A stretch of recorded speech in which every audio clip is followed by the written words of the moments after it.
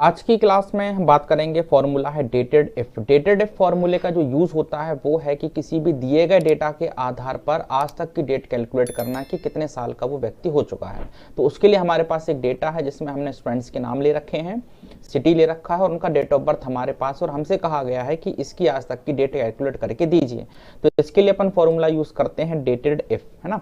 तो कैसे देना है, is equal to dated if आपको लिखना। देखिए यहाँ पर सजेशन नहीं मिल रहा आपको क्योंकि हम विंडोज 7 में ऑफिस 7 यूज कर रहे हैं। इसके बाद के जो संस्करण रहेंगे उसमें सजेशन मिलता है, इसमें सजेशन नहीं मिल रहा है। इसका मतलब ये बिल्कुल नहीं है कि फॉर्मूला नहीं चलेगा, फॉर्मूला बिल्कुल काम करेगा। तो कैसे करेगा, डेटेड इफ आपने फॉर्मूला देना है, ब्रैकेट चालू कीजिएगा, डेटेड इफ के बाद वो आपसे मांगेगा कि आपको किस डेट को कैलकुलेट करना है। तो फिर आपने डेट देना पड़ेगा, कॉमा लगाइए, कॉमा लगाने के बाद टुडे फंक्शन लगाइएगा।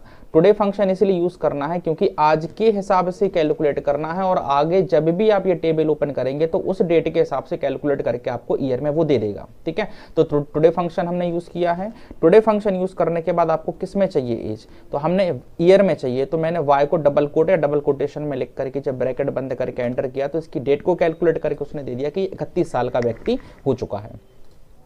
इसको पकड़ के आप खींच दीजिएगा फिल हैंडल के माध्यम से, तो हर व्यक्ति का आपका जो डेट है वो निकल आएगा। तो इस प्रकार से हम ईयर में किसी की भी डेट को कैलकुलेट कर सकते हैं। कभी कभी हमसे पूछा जाता है कि उस व्यक्ति की जो एज है वो मंथ में कितनी हो चुकी है, तब भी आपको यही सेम फॉर्मूला यूज करना है। ठीक है, तो is equal to dated if, आगे बढ़िएगा।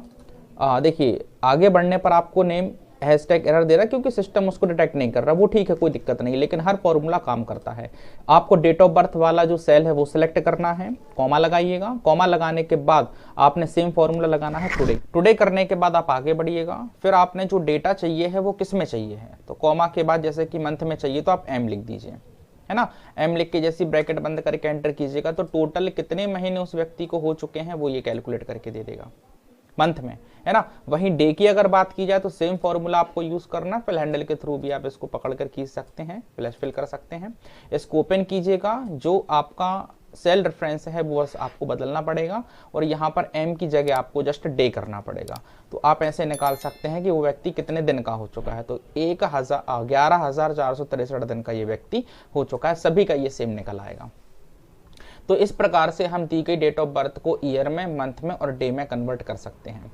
इसके अलावा इनको हम दिए गए डेट ऑफ बर्थ के आधार पर डे कौन सा था उस दिन जब इनका जन्म हुआ था, मंथ कौन सा था, ईयर कौन सा था, ये भी हम कैलकुलेट कर सकते हैं। तो इसके लिए एक सिंपल सा फॉर्मूला लगाया जाता है, वो होता है आपका टेक्स्ट फॉर्मूला। कैसे यूज कीजिएगा, इज इक्वल टू टेक्स्ट आएगा, वैल्यू मांग रहा है तो वैल्यू में आपको वो डेट ऑफ बर्थ देनी है जिसको आपने कैलकुलेट करना है, कॉमा लगाइएगा। तो फॉर्मेट मांग रहा है तो कुछ नहीं करना आपको, डबल कोट के अंदर जैसे आपको डे निकालने हैं तो 4 टाइम आपको डी लिख देना है, बस एंटर कर दिया। तो उस दिन क्या था, संडे था, पकड़कर खींचिएगा तो आपको सारे के सारे जो डे हैं वो निकल आएंगे उस दी के डेट ऑफ बर्थ के आधार पर।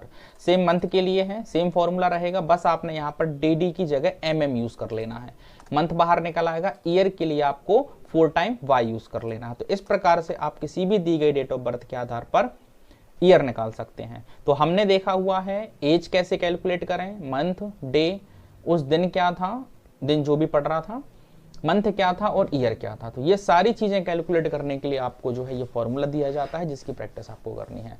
मिलते हैं अगली क्लास में अगले फॉर्मूले के साथ, तब तक के लिए जय हिंद, जय भारत, धन्यवाद।